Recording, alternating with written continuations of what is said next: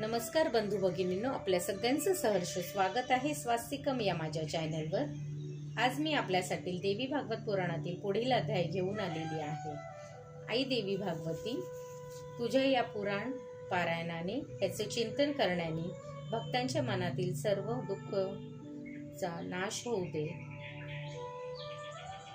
भक्तांनो, मला एकच सांगायचं आहे की आज आपल्याला असं वाटतं की आपल्याच आयुष्यात इतकी सारी संकट आहे, पण जर तुम्ही हे भागवत ऐकलं तर देवीवरही देव असूनही इतकी जर संकटे आली, त्याच्यातून पण तिने मार्ग काढून स्वतःचा मार्ग सुलभ केला, लोकांना मदत केली। तसंच आपण पण मनुष्य जन्म घेतलेला आहे, आपल्या पण आयुष्यामध्ये अडीअडचणी येतील, पण आपल्याला जितकी लोकांना मदत करता येईल तेवढी आपण त्यांना मदत केली पाहिजे आणि आपल्या आयुष्यामध्ये देवी नक्कीच धावून येईल, कारण ती सर्व जगाची आई आहे।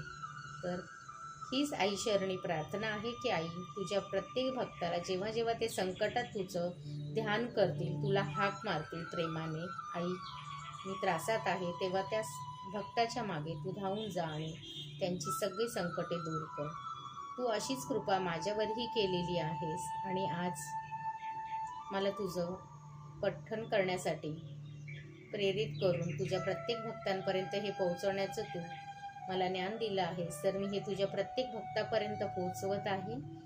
ह्याचं चिंतन करून त्यांच्या आयुष्यातली ही अडीअडचणी दूर होऊ दे आणि त्यांना मार्ग सापडू दे त्यांच्या संसार सागरातून तरुण जाण्यासाठी, आणि तेही भक्ती करता करता।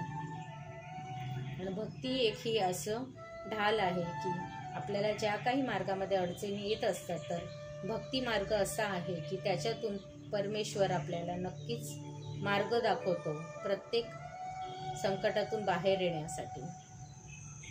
ओम नमस्ते चंडिकाय, ओम नमस्ते चंडिकाय।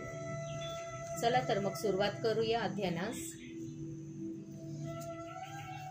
शुंभ निशुंभद्वास स्वर्ग विजय। श्री गणेशाय नमः, श्री सरस्वतीभ्यो नमः। आई सरस्वती, तुझा वास माझ्या जिभेवर होऊ दे आणि माझ्याकडनं हे पारायण करू दे। व्यास म्हणाले, प्राचीन काळी शुंभ निशुंभ दोन महाबलवान असे वीर होऊन गेले। त्यांच्या जवळ अमाप सेना होती। ते दुराचारी आणि मदमंत झालेले होते। ते देवांना नेहमी त्रास देत असत। ते पाताळातून पृथ्वीवर आले। दिसायला ते अतिशय सुंदर होते। ते जेव्हा प्रौढ झाले तेव्हा प्रसिद्ध अशा पुष्कर क्षेत्रात जाऊन अन्नपाणी वर्ज करून तप करू लागले। योगविद्या पारायण वाचून ते एकाच आसनावर बसून तप करू लागले। असे खूपच दिवस गेले, तेव्हा त्यांचे हे घोर तप पाहून ब्रह्मदेव प्रसन्न झाले। मग त्यांच्या जवळ जाऊन ब्रह्मदेव म्हणाले, हे तपस्वीजन हो, उठा। मी तुमच्या या घोर तपश्चर्यामुळे प्रसन्न झालो आहे। तुम्ही वर मागा, तुम्ही जे मागाल ते मी तुम्हाला देईन। व्यास म्हणाले, ब्रह्मदेवाचे हे वचन ऐकून त्या दोघांनी समाधी सोडून दिली आणि उठून त्यांनी ब्रह्मदेवाला वंदन केले। तपामुळे दुर्बल झालेल्या त्या दोघांनी विनयाने म्हटले, हे देवा दया सिंधू, आपण भक्तांना अभय देणारे आहात।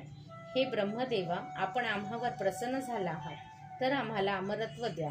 ब्रह्मदेव म्हणाले, अरे तुम्ही हा कसला वर मागता आहात? हे विपरीत आहे।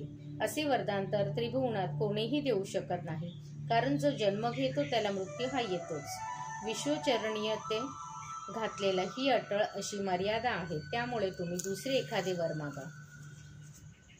ब्रह्मदेवाचे हे बोलणे ऐकून त्या दोघांनी एकमेकांशी ठरवून ब्रह्मदेवाला सांगितले की जर अमरत्व असंभव असेल तर आम्हाला असं वर द्या की देव, पुरुष, मनुष्य, मृग, पक्षी इत्यादी कोणी आम्हाला मारू शकणार नाही।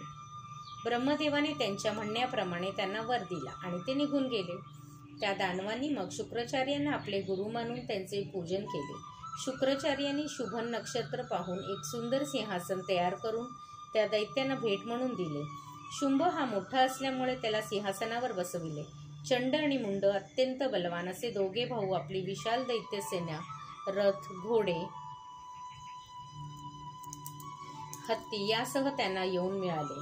शुंभ दैत्यराज झाला आणि ही बातमी ऐकून प्रचंड पराक्रमी असा धूम्रलोचन नावाचा दैत्यही आपली सेना घेऊन त्यांच्याकडे आला। रक्तबीज नावाचा वर प्राप्त झालेले दैत्यही आपली 2 अक्षौहिणी सेना घेऊन त्यांच्याकडे आले।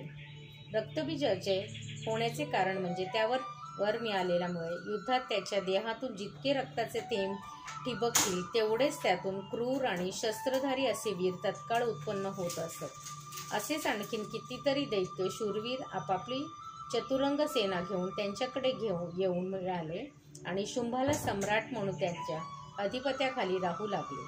त्यामुळे शुंभ निशुंभच्या अधिपत्याखाली असंख्य सेना आली आणि त्यांनी पृथ्वीवरील सर्व राज्ये आपल्या अधीन करून टाकले। त्यानंतर निशुंभाने विशाल सेना एकत्रित करून इंद्रावर जय मिळवण्याच्या हेतूने स्वर्गलोकावर आक्रमण केले। तेथे त्याने लोकपालांशी भीषण युद्ध केले। त्यावेळी इंद्राने त्याच्या हृदयावर प्रहार केला। त्यामुळे दैत्यराजाचा धाकटा भाऊ निशुंभ युद्धात पडला आणि त्याची सर्व सेना सैरावैरा पळू लागली। आपला भाऊ मूर्छित झालेला ऐकून मग शुंभ स्वतः स्वर्गात येऊन पोहोचला आणि त्याने देवावर प्रहार केला। या युद्धात शुंभाने इंद्र आणि लोकपालांसह सर्व देवांना पराभूत केले आणि त्याने स्वतःच इंद्रपद प्राप्त करून घेतले। कामधेनू आणि कल्पवृक्षही त्याच्या ताब्यात आले। नंदनवनात येऊन ती अतिशय प्रसन्न झाला। त्याने तिन्ही लोकींचे राज्य हस्तगत केले। यज्ञभागही तो स्वतःच घेऊ लागला। अशा तऱ्हेने राज्यश्रीपासून भ्रष्ट झालेला देव नंदनवनातून पळून जाऊन गिरीकंदात लपून छपून भीतीने राहू लागला। हे राजा, आता त्यांना कोणतेच सुख प्राप्त नव्हते। त्यांना त्यांचे या स्थानावरून दैत्याने हटवले होते। सुख हे नेहमी देवाधीन असते। श्रीदेवी पर्णमस्तु। शुभम भवतु, शुभम भवतु, शुभम भवतु। ओम नमः चंडिकाय। ओम नमः चंडिकाय।